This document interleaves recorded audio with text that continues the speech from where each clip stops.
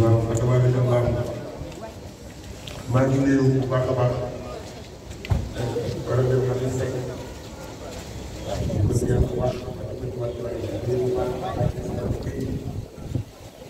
bu baax a baax ko sel ministre Abdoulaye Moussa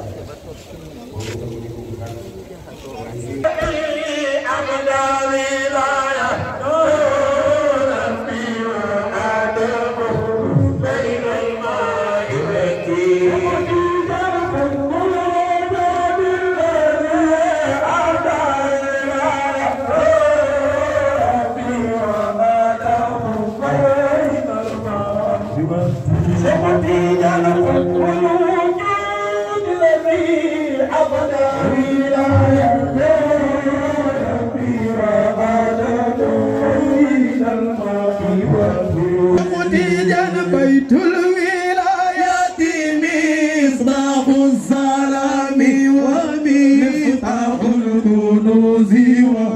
وختم الكل.